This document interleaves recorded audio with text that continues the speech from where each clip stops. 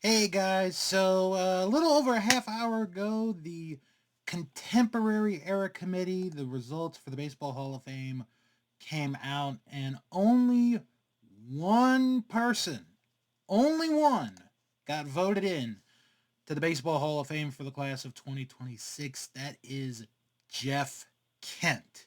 Jeff Kent, the second baseman, voted into the Baseball Hall of Fame by the Contemporary Baseball Era Committee.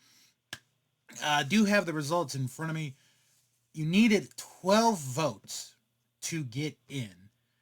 Jeff Kent got 14 votes, so he was more than comfortable getting in. And then the rest, Carlos Delgado finishing second in the voting. He had 9 votes, or 56.3%. Don Mattingly, who yesterday in the video that I made an argument again for him to be in the Hall of Fame, got 6 votes, or 35.5%. Dale Murphy also got 6 votes, or 35.5%. Barry Bonds, Roger Clemens, Gary Sheffield, and Fernando Valenzuela each received less than 5 votes. So, a couple things here to talk about. First one being congratulations to Jeff Kent for getting into the Baseball Hall of Fame, getting voted in. This was his first time around in this committee, as he had been on the ballot as of, I want to say like 2, 3, maybe even 4 years ago, and did not get voted in, which is why he got into this committee. And between the 16 people that were voting, 14 of them saw him as a Hall of Famer, and he got voted in. Um, I didn't realize, and again, I should have done more homework. Um, the all-time home run leader at second base, the all-time home run leader for a second baseman, which is absolutely astounding. So that's my first takeaway. Second takeaway is Carlos Delgado, who I had kind of put to the side, like, really, why is he on the ballot? He got 9 votes. He was 3 short of getting voted into Cooperstown today.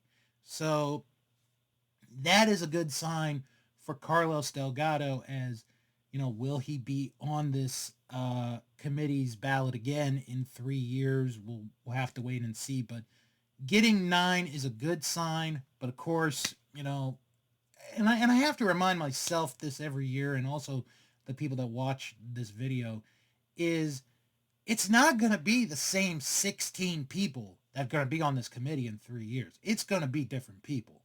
So there are going to be different opinions and different thoughts, um, in that 3 year period. And then Don Mattingly and Dale Murphy, my goodness, they just can't catch a break. 6 votes, not even half. Um, I have no idea if either one of them are ever going to get in at this point. Like, I'm more of a supporter, as you guys have seen in the videos, for Don Mattingly than I am Dale Murphy. Although you guys, in the comments, a lot of you are Dale Murphy fans, and I don't know at this point. I really don't know if either one of them are ever going to get in. They probably both should be in, but my goodness, 6 votes. Um, I'm not really sure what to say on that one. I'm not really surprised with Bonds and Clemens and Sheffield getting less than 5 votes.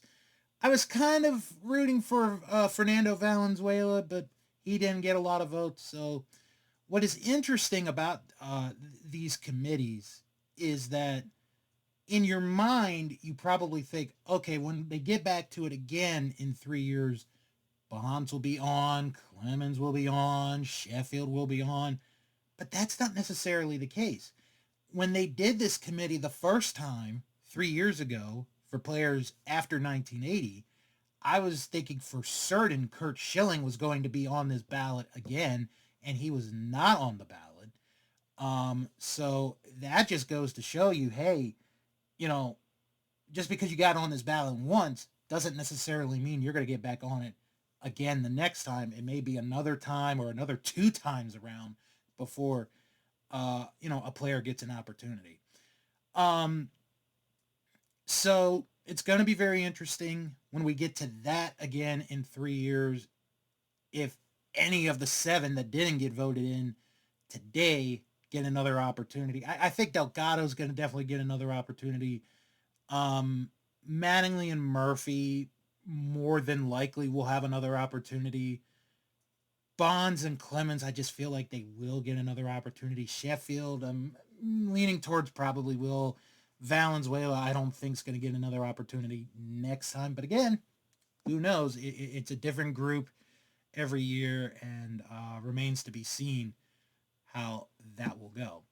So the next time they will consider players for past 1980 will be in 2028 for the 2029 induction. Next year, it will be for managers, executives, and umpires. That's who's going to get the next shot. Next year, going to be the managers, executives, and umpires. And then in 2 years, maybe the biggest one to date, players who played in the game prior to 1980, players, managers, umpires, and executives. And there are two names already that I'm sure you all know are going to be screaming to be on that ballot: Pete Rose and Shoeless Joe Jackson. But we got a long way to go to get there. Next year is going to be the managers, the executives, and umpires who will get their opportunity at the winter meeting in 2026 for induction into 2027. Once again, Jeff Kent getting 14 out of 16 votes to get into the Baseball Hall of Fame. Congratulations to Jeff Kent going in to Cooperstown.